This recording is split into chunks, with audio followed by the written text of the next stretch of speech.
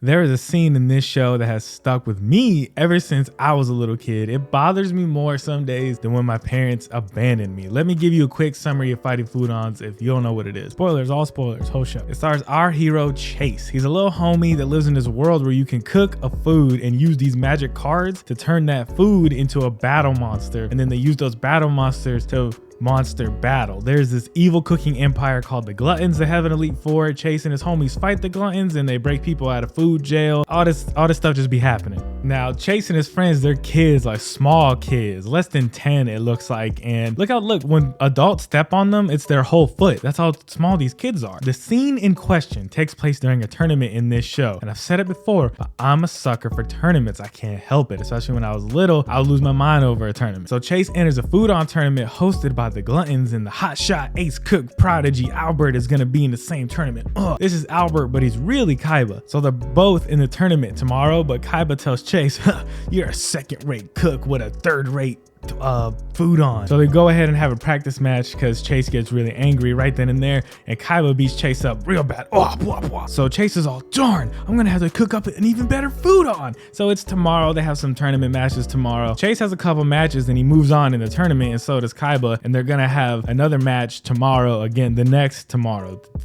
That night, Chase is over there writing recipes on paper. He's like, oh, I gotta cook up a better foodon. And I assume it's recipes, but when you really look at that paper, there's like a box there, some lines. It looks like he's doing geometry. That might be why he's a bad cook. So he spends all night cooking up different dishes, and mostly in a wok. And look at this montage here. Look at all these foods he's cooking on up in this montage. He didn't sleep that night, and finally the next morning he finishes that dish. Wow, but we don't see it yet. What could it be? Time for the match. Now again, I was hype as a kid. I'm a sucker for tournaments. And our guys spent all night doing this show's version of training to make a new super dish to beat Kaiba. Hell yeah, let's go. Let's see, what is it, Chase? Tell me what it is. Now, what do you think it is?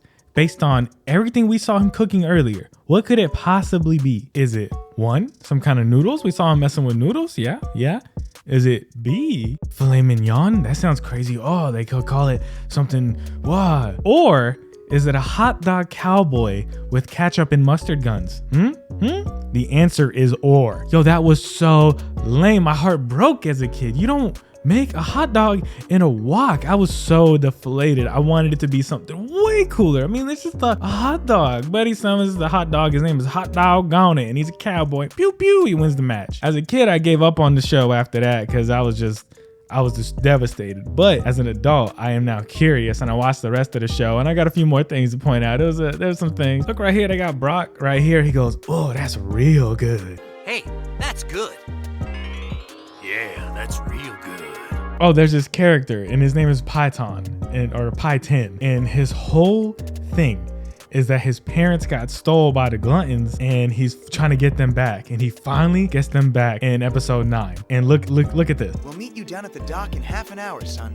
Yeah, well, now that you mention it, I've been meaning to talk to you about that. I mean, I'm glad you're safe and all, but these guys really need my help. We'd be lost without Python. All right then, just be careful.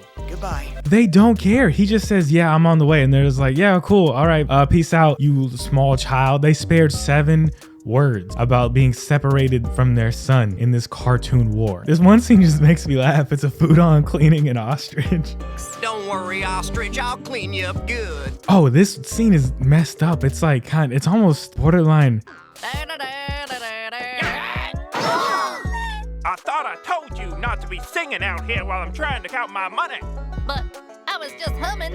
Are you talking back to me, ice cream? Bro, it really didn't feel like he was gonna say ice cream at the end of that sentence, you know? Oh, the taquito. Oh, man, I don't even wanna. Just know that it's a very bad accent thing they do. Oh, the best foodon, I almost forgot. There's this scene where this guy's gonna make a 5-star foodon. Oh, whoa, it's gonna be legendary. And they just put a bunch of fruit on a tree stump. And one of the kids say, let's name it Fruit Turtle. And so they throw this card on it, and then it becomes an egg. And eventually the egg hatches into Fruit Turtle Ha.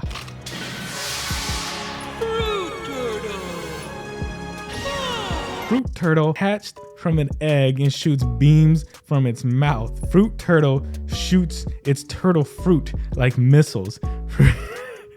It's also just about the strongest foodon in the entire show. They only ever bust out Fruit Turtle for the real fights. Oh my God, it dies. I forgot to tell you, it dies. Most of the time when the foodon loses, it just turns back into the card, like, you know, it goes back into the Pokeball like that. But Fruit Turtle dies. It dies forever. They make a grave for it, they mourn it, and the shock. This is a kid's show. I thought for real I kept thinking as the show progressed, oh, wait till Fruit Turtle's gonna be back soon. Nah, Fruit Turtle just dead. It makes me sad because Fruit Turtle was truly the turtle of all fruit. Oh, this is Shrimp Daddy. Shrimp Daddy says his name, and he says it a lot, and it's funny to me. Shrimp Daddy!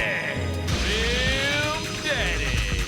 Shrimp Daddy, Shrimp Daddy, Shrimp Daddy, Shrimp Daddy! Shrimp Daddy! Oh, this other time they combine foodons like a fusion, and it's Shrimp Daddy, a dumpling, some meatballs, and this other thing, and they make, do you know what it makes? Do you think it makes another food?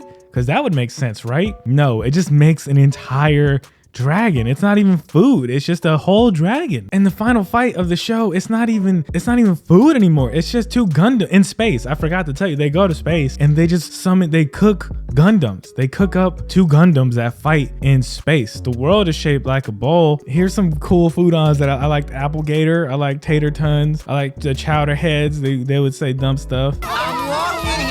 This is Shishka Beast. Shishka Beast is a lion hippo pig. Does that mean he cooked a lion and a hippo together with pig and made this thing? The Burger Brigade, they look like Power Rangers. Yeah, that's pretty much it. I'm gonna let you listen to this song that was actually good in the show. Banana Island is stuck in my head. Peace out, love you, see you later.